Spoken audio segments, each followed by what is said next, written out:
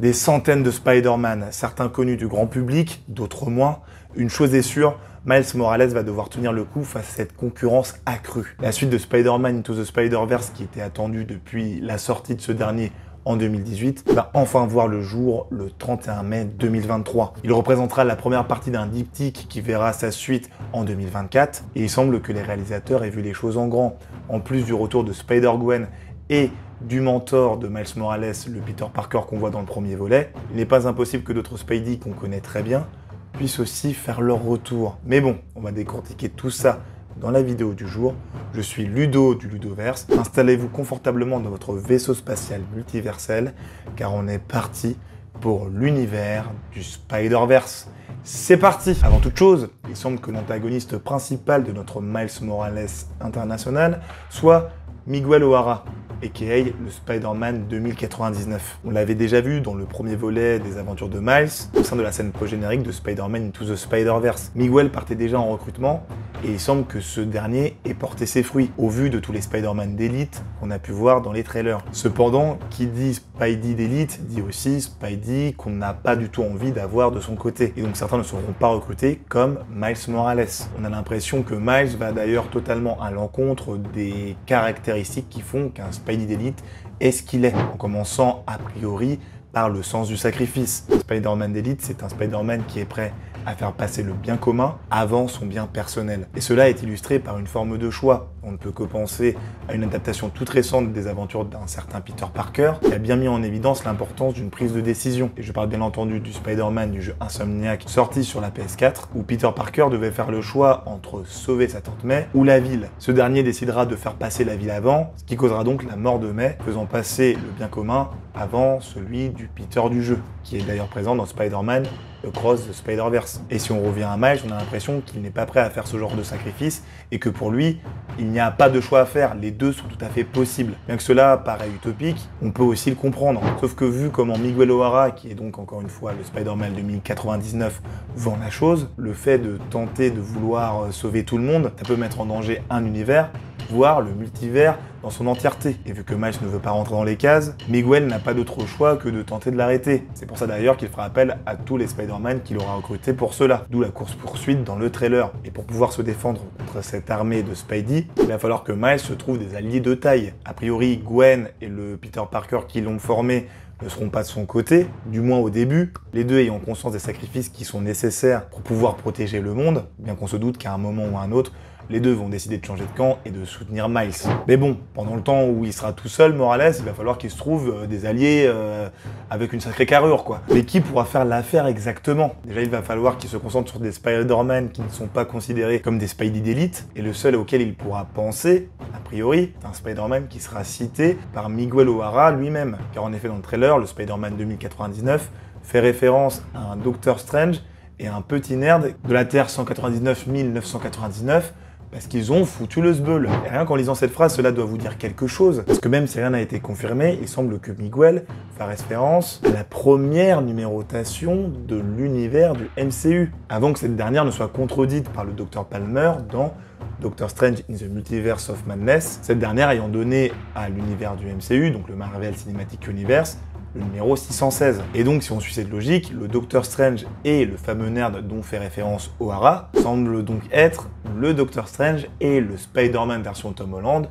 de Spider-Man No Way Home. Il fait référence plus précisément au moment où les barrières du multivers ont commencé à se craqueler à cause du fameux sort de Spider-Man No Way Home. Bon, je vous refais pas le film, mais vous avez compris. Et cette action-là a dû avoir des répercussions très importantes. Et on a déjà vu quelques-unes de ses conséquences dans le film Morbius, dans lequel on pouvait retrouver le vautour, interprété par Michael Keaton, se retrouver dans l'univers donc de Sony, avec Morbius, Venom, etc. Et il est tout à fait possible que d'autres personnages se soient retrouvés dans d'autres univers. Bref, les possibilités sont infinies, et donc, si on reste dans cette logique, la merde est infinie aussi, dans le cas présent. Enfin, ça peut créer des incursions, des destructions d'univers, vous avez compris l'idée. Et si on reste donc toujours sur la définition de Miguel O'Hara, le Spider-Man de Tom Holland ne respecte pas du tout les conditions de recrutement. Mais si un recrutement ne se fait pas dans un sens, il est tout à fait possible qu'il se fasse dans un autre. Et d'ailleurs, en parlant de recrutement, je vous invite bien entendu à revenir, à me rejoindre dans le Ludoverse parce qu'il faut bien entendu s'abonner, partager la vidéo, lâcher un like, parce que ça permet de donner de la visibilité à la chaîne. Et si vous préférez écouter les vidéos au format audio, il y a aussi le Ludoverse Podcast disponible sur Apple et Spotify. Donc allez vous abonner aussi et lâchez les 5 étoiles. Revenons donc à Miles Morales, parce que ce dernier pourrait tout simplement tenter de recruter le Spider-Man de Tom Holland, voyant en lui un potentiel allié, au vu des dires de Miguel O'Hara. Si Miles réussit à trouver un moyen de le contacter, ce Peter pourrait, s'il est convaincu, rejoindre le camp de Miles et lui parler aussi de Spider-Man avec lesquels il s'est déjà battu pour pouvoir sauver son univers. Bien entendu, il faudrait que ces derniers n'aient pas encore été recrutés par Miguel O'Hara, mais a priori, si on suit cette théorie et cette hypothèse que je suis en train de vous soumettre, il est tout à fait possible que le Spider-Man de Tom Holland se retrouve donc dans Spider-Man Across the Spider-Verse et qu'en plus de cela, ce dernier fasse appel à ses autres camarades qui sont les Spider-Man de Tobey Maguire et d'Andrew Garfield.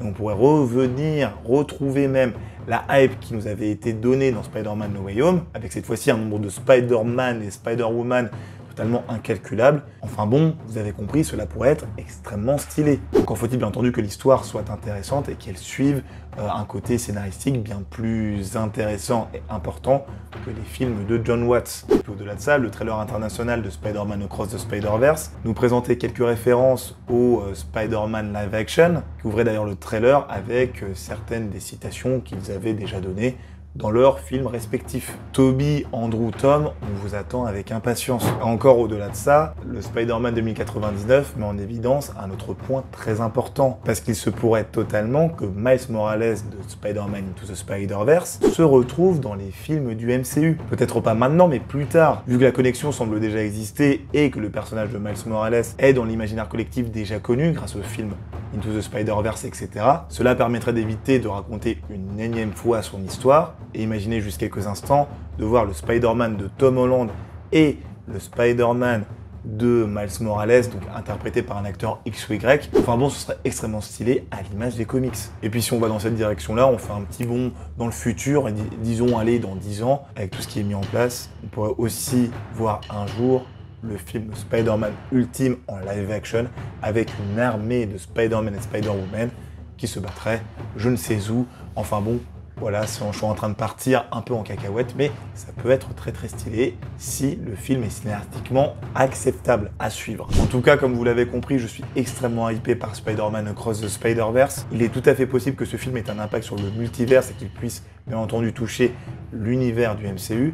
Et qui dit multivers et univers bien entendu, ne peut que faire penser à Kang le Conquérant. Et il est tout à fait possible que ce dernier se retrouve dans le film. J'en ai parlé dans une autre vidéo, donc n'hésitez pas à aller la voir. Mais bon, encore faut-il que le MCU puisse renaître de ses cendres, parce que là, il est un peu en train de cramer. Et au vu des divers polémiques qui sont en train de le toucher, le président des effets spéciaux qui a été viré et Jonathan Majors qui est accusé d'avoir étranglé sa compagne, donc Jonathan Majors qui est l'interprète de Kang le Conquérant, il n'est pas sûr que Marvel va pouvoir faire tout ce qu'il veut sur les prochaines années. Donc j'en parle aussi dans une autre vidéo. Bref, c'était Ludo du Ludoverse, je vous dis à la prochaine, bonne journée, salut!